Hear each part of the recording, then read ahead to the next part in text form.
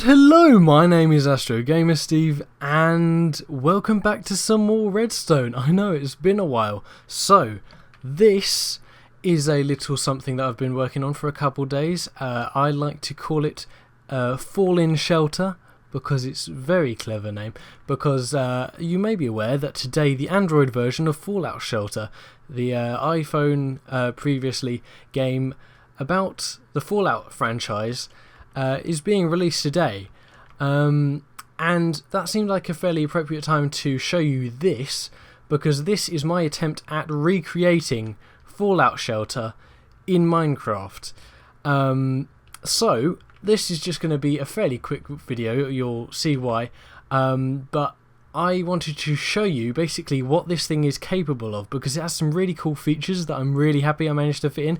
So let's just have a brief overview. This right here, this what you can see, is a save file. This is actually just like a game save data kind of file thing that we'd normally have on your computer that saves the game world. So these different blocks, every single block represents a certain room within your Fallout shelter, and the guide, handy little guide, is here. So for example, blue wool would be an armory room. This is white hardened stained clay, that would be a nuclear reactor, and of course the three blocks which are going to always be relevant and always be on your map are rock, which is stone, dirt, which is dirt, and a vault door, which is bedrock.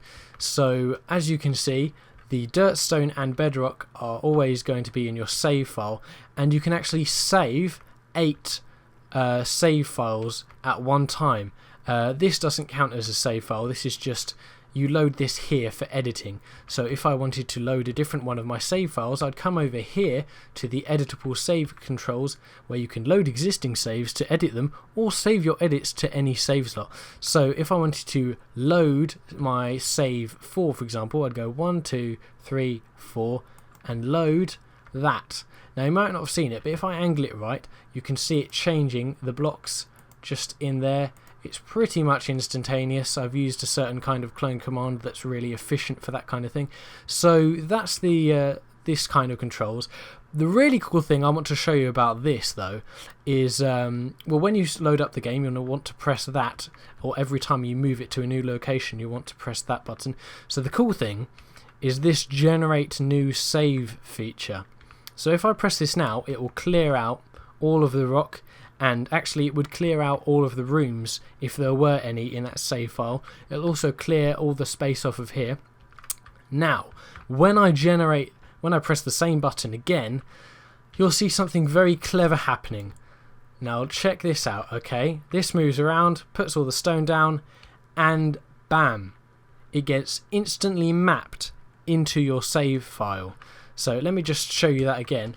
Press the button, it'll actually take the button away, but don't worry, it'll put the button back when it's ready to be used again. It's a very clever machine. So how this works is, spread players is an armor stand on the top there, on the top of this white and slightly blue platform, and that's how it randomly generates the rock, because spread players can be used as a randomization kind of tool, and once it's done, it will clone every single layer, well, row individually from this horizontal kind of plane into your vertical save file. So if you look at a certain pattern here, we can see that there's a little V there, another little V with stuff coming off of it. We can verify that that is the same pattern that is actually up here on the platform. So it actually has random terrain generation built into this little piece of hardware here, which I'm very happy with. And then if we wanted to save that, we could just come down here and say save it to slot 3, 1, 2, 3, bang, and it's saved. And now if we wanted to load a different one, keep track of what that looks like, we'll load number 2, load number 3, and it's back again. So that is pretty much perfect. And actually right here it generates a new kind of copy of your save file right next to it if you want it to. So if we were to, hang on, I'll just remove this using the magic of MC Edit. Whoa, it's suddenly gone. How did that happen? I don't know. Let's keep the magic alive, shall we? So this is now an empty space, and I can show you that if we wanted to write... Oh yeah, I haven't actually shown you this bit yet. This is how you load the saves into your game. So when you start up the map, you'll want to press this button, which activates this kind of control section. Now let's say I wanted to load game save 1. I could press this button and it would start actually generating in real time a copy of what we've got saved in save slot 1. So if I go over here and load save slot 1, can't see my mouse, there you go, we can see that that is generating the exact same thing over there. And oh yeah, there's also the armor stand over there that is actually moving in real time and generating an 8 wide grid. So the slight issue that I've run into here, which could probably be fixed, I just don't have any time right now, is that I need to clone from a relative position at an entity to a relative position on another entity, which Minecraft doesn't let me do right now, and it makes me very sad in my soul. These are the 2 blocks that I was going to use. So if it found a stone piece of save data, it would clone this onto the 8 wide mapping over there, and this is going to be where the actual game is going to take place. It's going to actually load 8 wide 8 by 8 by 8 blocks into here for every single one of these quartz blocks. You can see the black ones at the end are actually quartz, they're just in shadow. They wouldn't be if I went over there, ignore that. So I have made some significant progress considering I've been working on this for 2 days.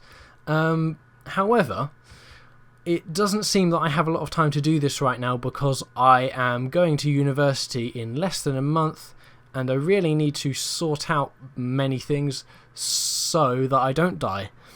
And for that reason, I am going to give you the world save for this work in progress game.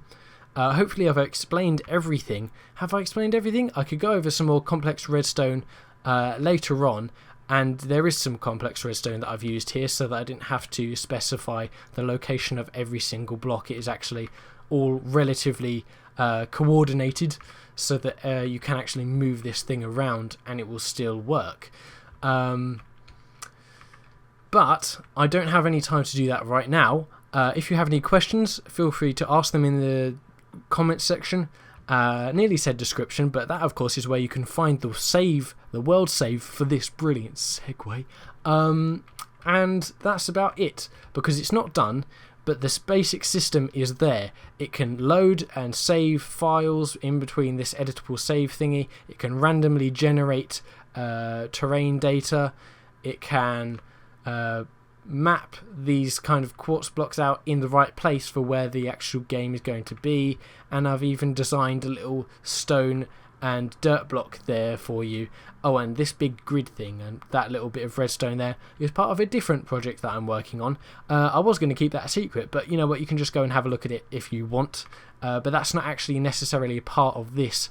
This is just going to be using the same grid that uses, but you can change those coordinates if you want. So that's about it.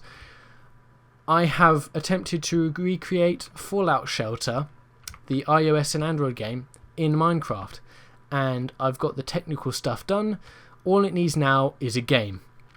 So if you think you are the one to create the game within a game, if you are a redstoner who watches my channel, I know there are some some who may or may not have stolen my ideas, which I know who you are, not saying any names, but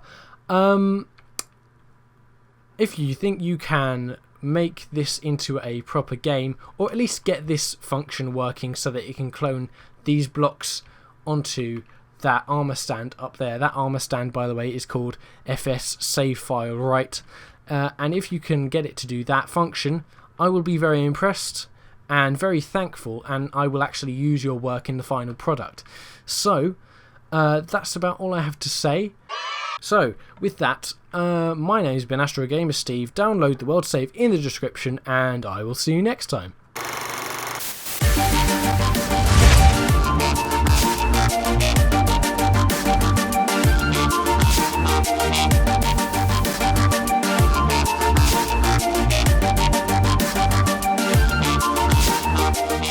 Look, just press the button, and then it clears that out. It clears that. Then it gives me my button back. Thank you very much. And then, and it's back. It's so quick. Oh my days.